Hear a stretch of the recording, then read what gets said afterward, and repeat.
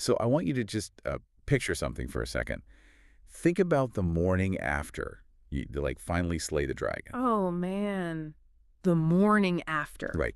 You wake up, you look out the window, and there is a 40-ton just rotting carcass sitting right in your front yard. Yeah, right on the lawn. Exactly. And it's like, who even moves that? How much does it cost to haul away a dragon? I mean, I don't think sanitation is going to pick that up on Tuesday. No, definitely not. Mhm. And what about, the venom? This is probably seeping into the groundwater, poisoning your crops for like the next decade. It's just the ultimate logistical nightmare, honestly. The kind of stuff that fairy tales always conveniently leave out. They really do. Mhm. Like the fairy tales, the massive billion-dollar fantasy epics we all watch, they all sell us the exact same comfort. Which is what? That the story ends the millisecond the Dark Lord falls over. Mm-hmm. Like the music swells, the rightful king sits on his shiny throne, and boom, the screen fades to black. Oh, yeah, the classic fade to black. Right.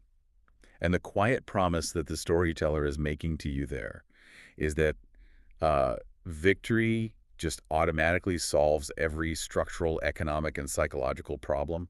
Which is, frankly, a brilliant illusion. It really is. It conditions us to view the climax of the conflict as the end of the work. But historically and socially, the climax of a conflict is literally just the prerequisite. The prerequisite for the actual work to begin. Exactly. The real work starts the day after. Well, we are totally dissecting that illusion today on this deep dive. We're getting into something really special. Yeah, I'm super excited about this one. We are exploring a fascinating review from the Princess Toy Nerd YouTube channel. And they did this incredible analysis of J.R.R. Tolkien's The Lord of the Rings. Specifically, The Return of the King, right? Yes, specifically Book 6, Chapter 5. It's called The Steward and the King. Such a good chapter. It is. And we are looking at it as basically a masterclass in what happens the day after the war is actually won. Which is funny because this chapter is usually where casual readers start skimming. Oh, totally. They're like, okay, we're done here. Right. Because Sauron is defeated, the ring is melted in the volcano, the major tension seems totally resolved. But the source material we're looking at today argues the exact opposite. Right. Princess Toy Nerd points out that Tolkien actively refuses to treat the coronation of Aragorn as a finish line. He really does. The quote-unquote happily ever after is actually presented as this agonizingly difficult, almost terrifying new responsibility. I do want to push back on the idea that this is, like, entirely unique to Tolkien, though. Okay, sure. Because we do see political aftermaths in other stories. We see the king take the throne. So what makes this specific chapter the philosophical linchpin of the whole narrative? That's a great question. Like, why does it matter so much that Tolkien forces us to sit there and watch the administration of a broken kingdom? Well, because it completely redefines the entire concept of heroism within the text itself. Okay, how so? So, if we look at the trajectory of Aragorn, right? He has spent decades just surviving in the wild as Strider. He is fundamentally a guerrilla fighter. Right, he's a ranger. He lives in the woods. Exactly. And the reflexes that make him a successful ranger. Like hypervigilance and stuff? Yes. Hypervigilance, immediate violent action, constant mobility. Those things are actively detrimental if you are a head of state. Oh, wow. I never thought about it like that. Yeah, I mean, you cannot be a paranoiac living in the woods and simultaneously run an agrarian economy. It just doesn't work. You can't just stab an economic crisis. Right. So Tolkien forces Aragorn to completely abandon the operational mode that literally kept him alive his whole life. And that is a profound psychological shift. Which really drags us into the reality of what he is actually inheriting, right? Because the source material emphasizes that kingship here is a duty. It is not a prize. Not at all. Like, Gondor survived the war, sure. But let's be brutal about what survived actually means in this context. Yeah, let's look at the actual state of the city. The capital city is, what, half destroyed? The population has been absolutely decimated. Yeah, the casualties are massive. And the working class farmers, the people who are actually supposed to supply the city with food, they're either dead or completely displaced. The infrastructure is effectively just collateral damage at this point. Right. Think about, for you listening, think about taking over a city where the water pipes are shattered, the treasury has been completely drained to fund a massive war, and an entire generation of young men is buried in the fields. It's bleak. It is really bleak. We treat the throne in fantasy like it's this shiny gold medal you win at the end of a tournament. But he is inheriting a collapsing supply chain Hmm. and a deeply traumatized populace. And that framing fundamentally changes how we have to evaluate his success. Winning a war requires a very specific, very narrow skill set. Like tactical maneuvering. Tactical maneuvering, rapid decision-making under fire, and, a willingness to sacrifice assets if you have to. But ruling a wounded nation, that requires economic planning. It requires diplomacy. And it requires just this oceanic level of patience. Which is so different from swinging a sword. Completely different. As you said earlier, Aragorn cannot slice his way through a grain shortage. Yeah. He cannot use battlefield tactics to cure the profound grief of families who literally lost everything. The heroism of governance is deeply, deeply unglamorous. I do struggle with something here, though. How much of this burden is an actual textual reality, and how much is us just, I don't know, projecting modern democratic sensibilities onto a divine right monarch? Oh, that's a fair point. Because, doesn't Aragorn actually want this? He's been carrying around a broken sword his whole adult life. He clearly desires the throne. True. So does the text actually treat it as a burden, or is that just a convenient modern reading we're doing right now? No, that is a highly critical distinction to make, but the text really does treat it as a burden. He does pursue the throne, yes, but the text goes out of its way to demonstrate the crushing weight of that mandate. How does it show that practically? Well, the divine right in Tolkien's world isn't like a blank check for absolute power. It is an absolute obligation to serve. Okay. And the Princess Toynard review points out how Tolkien grounds this reality through the literal physical exhaustion of the characters. Oh yeah, they are always tired. Exactly. Even after the victory, Aragorn is depicted as tired, stretched thin, just constantly working. The narrative mechanism Tolkien uses isn't a parade. Right, it's not a big party. No, it's a transition from one type of grueling labor to just another type of grueling labor. Let's talk about that transition, actually, because how he physically takes power is, well, it's super bizarre. It really is, if you think about historical context. Yeah, the source highlights Aragorn's entrance into the capital city, Minas Tirith. The review calls attention to his immense dignity and his total lack of arrogance. Which is so rare for a conqueror. Because he literally waits outside the gates in a tent. He refuses to enter the city as a conqueror. He just waits for the proper time and deeply respects Gondor's ancient traditions. It is a profound display of restraint. He essentially recognizes that institutional legitimacy is way more powerful than raw military force. But, okay, looking at it through a lens of raw political survival, isn't that incredibly dangerous? How so? Well, in human history, power vacuums are catastrophic. If you win a major war, you march your army right through the gates, you occupy the palace, and you secure the government immediately. You lock it down. Exactly. Because if you sit outside in a tent, aren't you just inviting a coup? Doesn't his hesitation risk making him look weak and indecisive to a recovering nation? A nation that desperately needs a strong man? Right. Yeah. It needs stability, so why wait? Well, if he were dealing with a completely stable, secure populace, perhaps that would look weak. But he is dealing with a deeply traumatized nation. Right. And the psychology of a conqueror who kicks the doors down and demands obedience, that's actually rooted in insecurity. That's interesting. It signals to the populace that the new leader views them as a conquered territory. By refusing to seize power aggressively, Aragorn proves his absolute fitness to wield it. So explain the mechanism there. How does the act of waiting actually prove fitness? Because it validates his power through the consent of the governed and through respect for the institution, rather than just his own ego. Right, it's not about his pride. No. Think of a historical parallel, like the Roman triumph. Oh, I love this comparison. Right. So a victorious general was granted a massive parade in Rome, but they had to lay down their military command before crossing the sacred boundary of Rome, which was called the Pomerium. They had to literally disarm. Exactly. They couldn't bring the army in as a threat. Yeah. And Aragorn is essentially enforcing his own Pomerium here. Wow, yeah. He recognizes that the throne is bigger than he is. He signals to the people like, I am bound by the exact same laws you are. He isn't placing himself above the system. He's submitting to it to prove he can actually protect it. Exactly. He strips away the threat entirely.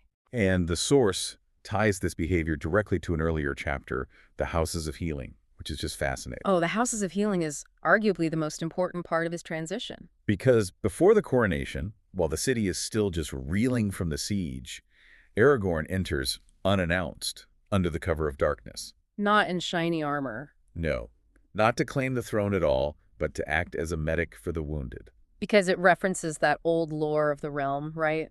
The hands of the king are the hands of a healer. And the review leans heavily on this point. Aragorn validates his claim to ultimate military and political power by literally washing the sick and tending to the dying. He sneaks in and does the grunt work. The grunt work of a field medic. And then he sneaks back out to his tent before dawn so he doesn't disrupt the political order. It's wild. It completely subverts everything we expect from an alpha male fantasy protagonist. Totally. The physical act of medicine becomes a deeply symbolic political act. He is demonstrating that his primary function is to bind up the wounds of his people. He isn't there to dominate them. He is there to cure them. Right. And by doing it anonymously, he removes the performative aspect of the charity. It's an act of pure service. Which is crazy because usually politicians want the photo op. Exactly. They want people to see them handing out the water bottles. He actively avoids that. That concept of service bleeds right into the actual handover of power, too. Because you can be as humble as you want in your little tent outside the city, right? Sure. But if the current administration just straight up refuses to leave the palace, your humility means absolutely nothing. Right. You still have a crisis. Which forces us to look at Faramir, the acting steward of Gondor. Oh, Faramir. Truly one of the most psychologically complex characters in the entire narrative. The text highlights that Faramir's family has ruled Gondor for centuries. They are the kings in all but name. They've had absolute authority for generations. And yet, Faramir willingly surrenders the stewardship to Aragorn, recognizing his right to rule, entirely without bitterness or resentment. Which, if we look at human history, is almost a statistical impossibility. Yeah, I really struggle to buy this, honestly. Really? Why? Think about it. You spend your entire life as the prince-in-waiting. Your father burns himself alive. Your older brother is killed. You are nearly killed. Yeah.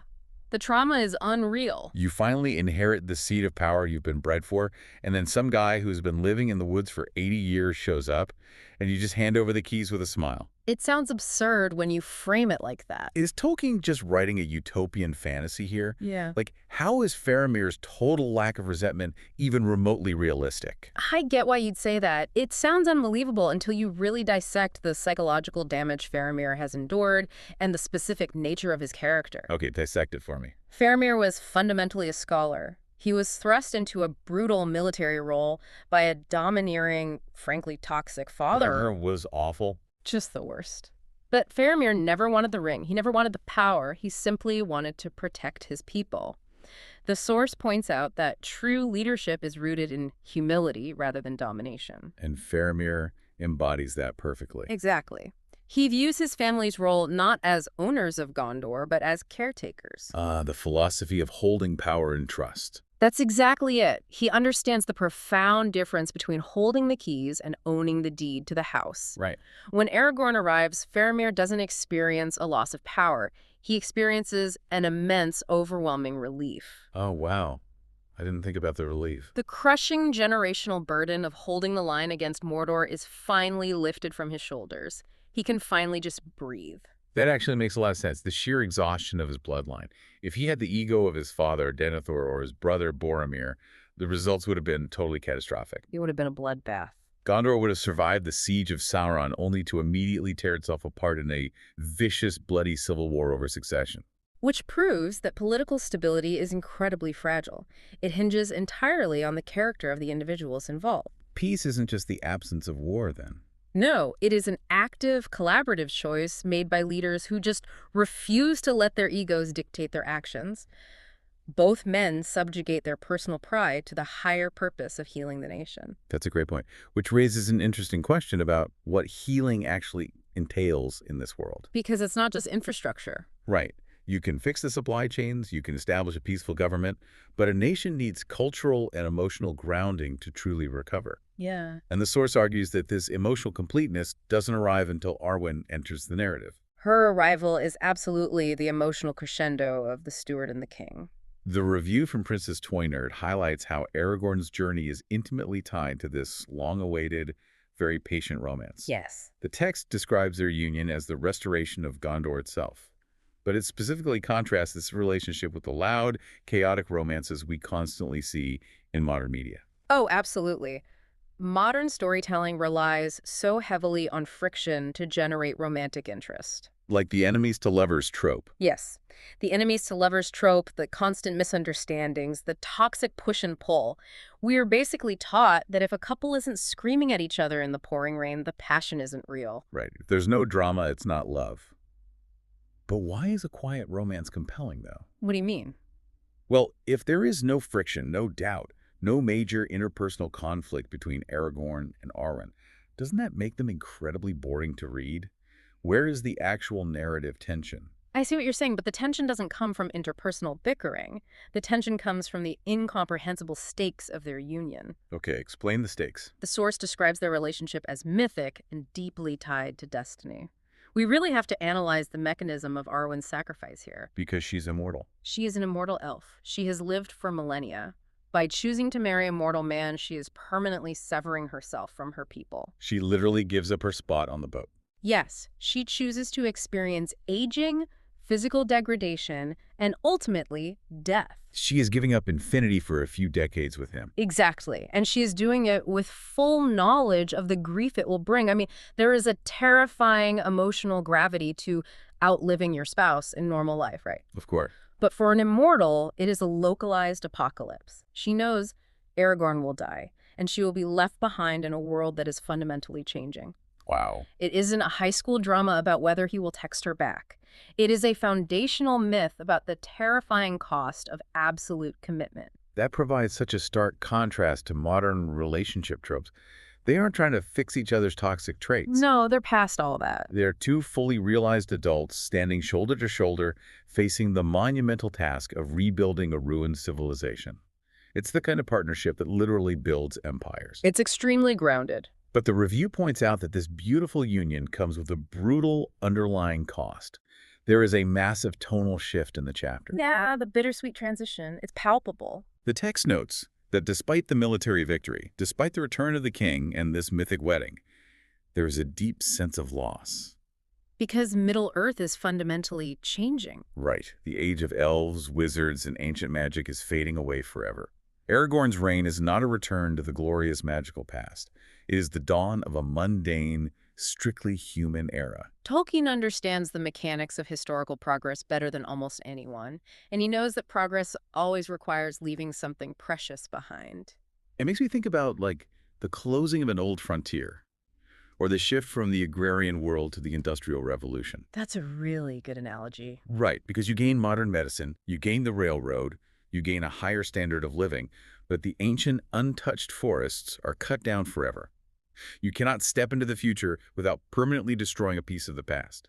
That is the exact philosophical frequency Tolkien is hitting here. He forces the reader to just sit with the discomfort of that transition. It's uncomfortable because it's so real. Exactly. We get what we wanted. Sauron is dead. The world is safe. But the price of that safety is the departure of the miraculous. The elves leave. The elves sail across the sea. Gandalf leaves. The wonder just sort of drains out of the world. Does this bittersweet tone make the victory feel hollow, though? If the magic is gone, what is left for humanity? Oh, it doesn't make it hollow at all. It makes it radically empowering. Empowering? How? Because the fading of magic represents the passing of the torch to human responsibility. If you think about it, in the prior ages, humanity was constantly bailed out or manipulated by higher powers. Like the gods and the wizards. Gods, demigods, wizards, they were all pulling the strings. Now the training wheels are off. The mundane era means that humanity is entirely responsible for its own fate. Oh, I see. If the crops fail, if the laws are unjust, if the kingdom falls into ruin, they can't blame a dark lord anymore, and they can't rely on an ancient spell to fix it either. The success or failure of the world now rests entirely on human shoulders. That is heavy, which forces us to look at the actual architecture of this aftermath. The way it's written. Yeah. How does Tolkien mechanically build this narrative to make us actually feel the weight of this new human responsibility? He does it entirely through pacing. The structural choices in this chapter are just as critical as the thematic elements. Princess Toynard points out that Tolkien absolutely refuses to rush through the post-war period. He takes his time detailing the administration, the agriculture, the finding of the sapling of the white tree, the geography of the new borders. It's very slow. It is. Why does modern media fear this kind of aftermath? Like, is slowing down to talk about tree planting and border treaties a massive commercial risk today? In today's media landscape, oh, Yeah. absolutely. It is seen as a terrifying risk. Because everyone just wants action. Right. Mhm. The conventional wisdom in Hollywood or publishing is that an audience's attention span is tied exclusively to adrenaline. Right, explosion. Exactly. Once the villain is dead, the threat is gone, so you have to roll the credits before the audience gets bored and checks their phones. But Tolkien trusts the intelligence of his readers. He really does. He understands that if he spent thousands of pages making us care about the survival of Gondor, we ought to care deeply about what kind of society Gondor becomes once it is actually saved. I mean, if you don't show the peace, the war was basically just meaningless violence. That is the crux of it right there. The long aftermath validates the excruciating journey. If the story just ended with Sauron's defeat, Aragorn would just be a successful general. You'd be a warlord almost. Yeah. By slowing the narrative down to a deliberate, contemplative crawl, Tolkien forces us to watch Aragorn navigate the tedious mechanics of establishing peace. He shows us the governance, Exactly, and answers the critical adult question, what comes next? and it proves his worth. Yeah. He walked among commoners, he suffered in the mud, he chose heavy responsibility over personal glory. Over and over again. The meticulous description of the aftermath is the proof that he's actually capable of leading this traumatized world into a difficult, completely unmagical future. The architecture of the chapter is literally designed to transition the reader's mindset from the high anxiety of combat to the deep, slow satisfaction of restoration. You need that lengthy runway to decompress. You really do. Looking at everything we've dissected today from Princess Toynard's analysis, the through line is inescapable. True greatness within this text is inextricably tied to the grinding, unglamorous work of service. Service is the core of it all. We started by reevaluating the crown as a massive logistical and psychological burden. We explored the mechanics of the anti-entrance, proving that restraint and submission to institutional law are the ultimate markers of legitimate power. And we analyzed the psychological necessity of Faramir's peaceful handover, showing that real stability relies on leaders who view power as a temporary trust rather than like a personal possession. Right. And we dug into the terrifying gravity of Arwen's sacrifice and the bittersweet reality that progress demands the permanent loss of the magical past. It's a lot to process. It is. The entire concept of the happily ever after is completely deconstructed and rebuilt into something far more demanding. Aragorn's story proves that defeating the enemy is merely the prerequisite. Just step one? Yep. The most important defining part of any journey is the quiet, daily maintenance that happens after you reach the destination. It's a profound lesson in endurance, really. The flashy moments of triumph are fleeting. The difficult work of governance is a lifelong sentence. It really is. Before we close, I highly encourage you listening to seek out the Princess Toynard YouTube channel. Oh, absolutely check them out. If you appreciate this kind of granular psychological deep dive into the mechanics of storytelling and world building, their content is just phenomenal. They synthesize the emotional and structural elements of these texts in a way that forces you to rethink stories you thought you knew by heart. Their ability to extract real-world political and philosophical parallels from fantasy literature is really exceptional. It completely changes the way you read. And I want to leave you, listening to this right now, with a final thought to mull over. Think back to our dragon carcass in the front yard from the beginning. Oh, the smelly dragon. The smelly dragon. Think about a major goal or a massive victory you are striving for right now in your own life. Maybe it's launching a business, securing a degree, or reaching a major personal milestone. You have undoubtedly planned for the battle. You're doing the work. You are grinding, you are fighting for that win. But look past the victory.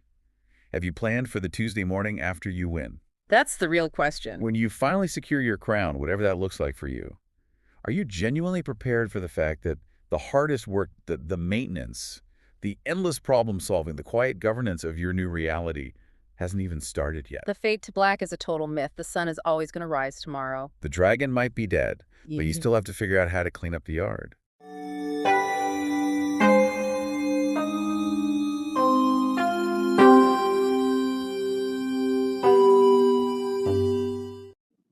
Me.